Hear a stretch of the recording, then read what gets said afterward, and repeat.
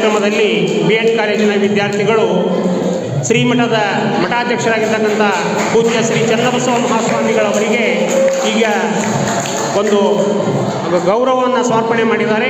ಅವರಿಗೆ ಎಲ್ಲ ಭಕ್ತಾದಿಗಳ ವತಿಯಿಂದ ಶ್ರೀಮಠದ ವತಿಯಿಂದ ಅವರಿಗೆ ಹೃತ್ಪೂರ್ವಕವಾಗಿ ಧನ್ಯವಾದಗಳನ್ನು ಅರ್ಪಿಸ್ತಾ ಇದ್ದೇನೆ. ಆಗಮಿಸಿದ ಎಲ್ಲ ಸದ್ಭಕ್ತರು ಗುರುಪೂರ್ಣಿಮೆಯ ನಿಮಿತ್ತ ಈಗ ಶ್ರೀ ಪೂಜ್ಯ ಚನ್ನಬಸವ ಮಹಾಸ್ವಾಮಿಗಳವರಿಗೆ ಗೌರವ ಸಮರ್ಪಣೆಯನ್ನು ಅರ್ಪಿಸ್ತಾ ಇದ್ದಾರೆ. ಶ್ರೀಮಠದ ರಾಚೋಟೇಶ್ವರ ವಿದ್ಯಾಸಂಸ್ಥೆಯ ಪ್ರಾಥಮಿಕ ಶಾಲೆಯ ಕಾಲೇಜಿನ ವಿದ್ಯಾರ್ಥಿಗಳು ಹಾಗೂ ಸರ್ವ ವೃಂದದವರಿಂದ ಈಗ ಪೂಜ್ಯ ಚನ್ನಬಸವ ಮಹಾಸ್ವಾಮಿಗಳವರಿಗೆ ಗುರುವಂದನೆ ಗುರುಪೂರ್ಣಿಮೆ ಕಾರ್ಯಕ್ರಮದ ನಿಮಿತ್ತ ಗೌರವ ಸಮರ್ಪಣೆ. ಧನ್ಯವಾದಗಳು. ಆಯ ನಮಃ. ಓಂ ಶ್ರೀ ಗುರು ಬಸವಲಿಂಗಾಯ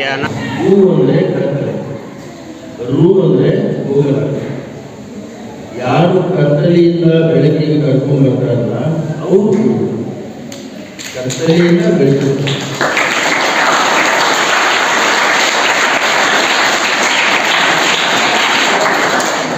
ಪ್ರಾಕೃತಿಕವಾಗಿ ತಾಯಿಯ ಗರ್ಭದಿಂದ ನಾವು ಹೊರಗಡೆ ಬಂದ ಮೇಲೆ ತಾಯಿ ಮೊದಲೇ ಆದ ನಂತರ ಒಬ್ಬ ಶಕ್ತಿ, ಒಬ್ಬ ಕಲ್ಲನ್ನು ಕೆಟ್ಟಂತಹ ಒಬ್ಬ ಶಕ್ತಿ ಗುಡ್ಡದಲ್ಲಿರ್ತಕ್ಕಂತಹ ಕಲ್ಲನ್ನು ತೆಗೆದುಕೊಂಡು ಆ ಕಲ್ಲ ಸುಂದರವಾದಂತಹ ಮೂರ್ತಿಯನ್ನು ಮಾಡಿದಾಗ ಆ ಮೂರ್ತಿ ಪೂಜೆಗಳು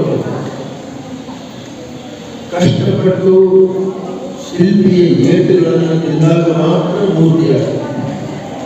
ಆದರೆ ನನಗೆ ಬಹಳ ತೊಂದರೆ ಕೊಡಾಕತ್ತೇನೆ, ಉಳಿಬೇಕಿಂದ ಹೊಡೆದು ನನಗೆ ಬಹಳ ತ್ರಾಸು ಕೊಡಾಕತ್ತಾನ ಅಂತ ಹೇಳಿ ಆ ಕಲ್ಲು ಸಿಡಿದು ಹೋಗಿ ಬಿಡಿತು ಅಂತಂದರೆ ಆ ಕಲ್ಲು ಏನು ಮಾಡ್ತಾರೆ ಅಂದರೆ ಆ ದೇವಸ್ಥಾನ ಇರ್ತಕ್ಕಂಥ ಗೋಡೆಗಳಿರ್ತಾರೆ, ಜೊತೆಗೆ ಮೆಟ್ಲ ಮಾಡ್ತಾರೆ, ಮೆಟ್ಲಕ್ಕೆ ಹಾಕ್ತಾರೆ, ಚೀಪುಗಲ್ಲಾಗಿ ಉಪಯೋಗ ಮಾಡ್ತಾರೆ.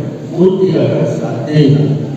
ಯಾವಾಗ ಮೂರ್ತಿ ಆಗ್ತೈತಿ ಅಂದರೆ ಆ ಕಲ್ಲು ಕಟ್ಟಿಗೆಗಳನ್ನು ಉಳಿಬೇಟನ್ನು ತಿಂದು ಸಹಿಸಿಕೊಂಡು ಮೂರ್ತಿ ಆಗಲು ಆಗ ಪೂಜೆಗಳು ಗುರು ಅಂತಕ್ಕಂಥ ಗುರುವಿನ ಕೈಯಾಗ ಶಿಷ್ಯನಾದಂಥವರು ಬಹಳ ಕಷ್ಟಪಡಬೇಕು.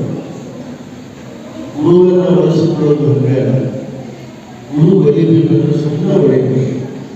ಗುರು ಬಲಿಬೇಕು ದಾಸ ಗುರುವಿನ ಮನಸ್ಸನ್ನು ತೃಪ್ತಿಪಡಿಸಿದಾಗ ಮಾತ್ರ ನಾವು ಶಿಷ್ಯರಾಗ್ತಾರೆ. ಸುಮ್ಮನೆ ನಾವು ಶಿಷ್ಯರು ಅಂತ ಹೇಳಿದ್ರಿಂದ ಏನು ಪ್ರಯೋಜನ ಆಗಿದೆ? ಶಿಷ್ಯತ್ವ ಸಂಪಾದನೆ ಮಾಡೋದು ಬಹಳ ಕಷ್ಟ ಇದೆ. ಒಬ್ಬ ಗುರು ತನ್ನ ಹೃದಯದಿಂದ ಇವ ನನ್ನ ಶಿಷ್ಯ ಅಂದಾಗ ಮಾತ್ರ ಶಿಷ್ಯತ್ವ. ಆ ಶಿಷ್ಯ ಸ್ವರ್ಗವನ್ನು ಇರಬಹುದು.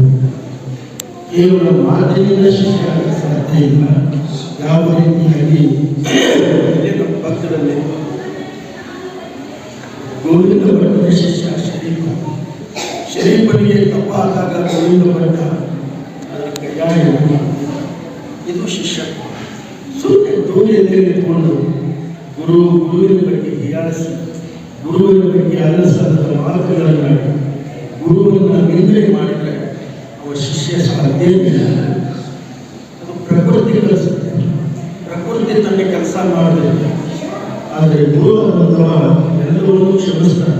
ಆದರೆ ಶಿಷ್ಯನಾದಂಥವರು ಗುರುವಿನ ಹತ್ರ ಇರಬೇಕಂದ್ರೆ ಗುರುವಿನ ಕಣ್ಣೆಗಳು ಯಾವಾಗಿದ್ದು ಯಾವ ರೀತಿಯಾಗಿ ಒಂದು ಶಿಲ್ಪ ಆಗಬೇಕಾದ್ರೆ ಆ ಕಲ್ಲಿನಿಂದ ಕಟ್ಕೊಂಡು ಅಲ್ಲಿ ಶಿಲ್ಪ ಅಷ್ಟು ಕಷ್ಟಪಟ್ಟಾಗ ಮಾತ್ರ ಶಿಷ್ಯರಾಗಕ್ಕೆ ಸಾಧ್ಯ. ಸುಮ್ಮನೆ ನಾನು ಗುರು ನೀನು ಶಿಷ್ಯ, ನಾನು ಗುರು ನೀನು ಶಿಷ್ಯ ಅಂತಲ್ಲ. ಇಲ್ಲಿ ಸಂಗೀತ ಶಿಕ್ಷಕರು ಅಂತಾರೆ. ಒಂದು ಸಂಗೀತ ಶಿಕ್ಷಣ ಅವರ ಕಲಿಬೇಕಂದ್ರೆ ಶಿಷ್ಯ ಆಗಬೇಕು ಅಂತಂದ್ರೆ ಎಷ್ಟು ಕಷ್ಟ ಐತಿ ಅನ್ನೋದು ಆ ಗುರುವಿಗೆ ಗೊತ್ತು, ಆ ಶಿಷ್ಯನಿಗೆ ಗೊತ್ತು. ಸರಿಗಮ ಕಲಿಯಕ್ಕೆ ಒಂದು ತಿಂಗಳು ಮುಂದೆ ಎಲ್ಲ ರಾಗಗಳು ಅವನ ಇವನ ಕಲಿಬೇಕಂದ್ರೆ ಜೀವನವೇ ಹೋಗುದು. ಅವಾಗ ಶಿಷ್ಯ ಪುಟ್ಟರಾಜ್ ಯಾವಾಗ ಗೊತ್ತುಕೊಳ್ಳಿ, ಮತ್ತೆ ನಮ್ಮ ಪಂಚಾಕ್ಷರಿ ಯಾವಾಗ ಗೊತ್ತುಕೊಳ್ಳಿ, ಅವೆಲ್ಲ ಹೊರಗಡೆ ಹೋಗುದು. ಹೊರಗಡೆ ಅವಾಗಿನ ಕಾಲದ ಹೊರಗಡೆ ಹೋಗಿ ಕರ್ಕೊಂಡೋಗಿ ಅನೇಕ ಗುರುಗಳು ಕೂಡ ಬಹಳ ಕಷ್ಟಪಟ್ಟು ಶಿಷ್ಯನನ್ನು ಉದ್ಧಾರ ಮಾಡಕ್ಕೆ ಯತ್ನ ಮಾಡ್ತಾರೆ. ಶಿಷ್ಯನಾದ ತಮ್ಮ ಎರಡು ಕಡೆ ಎರಡು ಕೈಗಳು ಕೂಡಿದಾಗ ಮಾತ್ರ ಚಪ್ಪಾಳೆ ಆಗ್ತದೆ. ಒಂದೇ ಕೈಯಿಂದ ನಡೆದ ಚಪ್ಪಾಳೆ ಆಗ್ತದೆ. ಯೋಗ್ಯ ಶಿಷ್ಯನಿಗೆ ಯೋಗ್ಯ ಗುರು ಸಿಗಬೇಕಾದ್ರೂ ಪುಣ್ಯ ಮಾಡಬೇಕು. ಯೋಗ್ಯ ಗುರುವಿಗೆ ಯೋಗ್ಯ ಶಿಷ್ಯ ಸಿಗಬೇಕಾದ್ರೂ ಗುರು ಪುಣ್ಯ ಮಾಡಬೇಕು. ಶಿಷ್ಯನು ಪುಣ್ಯ ಮಾಡಬೇಕು, ಗುರು ಪುಣ್ಯ ಮಾಡಬೇಕು. ಒಳ್ಳೆಯ ಶಿಷ್ಯ ಸಿಕ್ಕ ಅಂತೇಳಿ ಗುರು ಸಂತೋಷ ಪಡಬೇಕು. ಒಳ್ಳೆಯ ಗುರು ಸಿಕ್ಕ ಅಂತೇಳಿ ಶಿಷ್ಯ ಸಂತೋಷ ಪಡಬೇಕು. ಅವಾಗ ಗುರು ಶಿಷ್ಯರ ಸಂಬಂಧಕ್ಕೆ ಒಂದು ದೊಡ್ಡವಾದಂಥ ಅರ್ಥ ಬರುತ್ತೆ. ಅಂಥ ಗುರುಗಳನ್ನು ಒಂದು ರೂಪದಲ್ಲಿ ನನ್ನ ಗುರುಗಳು ಆ ರೂಪದಲ್ಲಿ ಆ ಗುರುಪಾದ ಪೂಜೆ ಮಾಡಿದ್ದೀವಿ. ಆ ಭಗವಂತ ಶರಣರು ಎಲ್ಲ ಆಯುರಾರೋಗ್ಯ ಭಾಗ್ಯವನ್ನು ಕೊಡಲಿ, ಗುರುವಿನ ಮಾರ್ಗದರ್ಶನವನ್ನು ಕೊಡಲಿ, ನಿಮ್ಮ ಜೀವನವೂ ಕೂಡ ಹಸಿರಾಗಲಿ, ಒಳ್ಳೆಯದಾಗಲಿ ಅಂತ ಹಾರೈಸ್ತೀನಿ.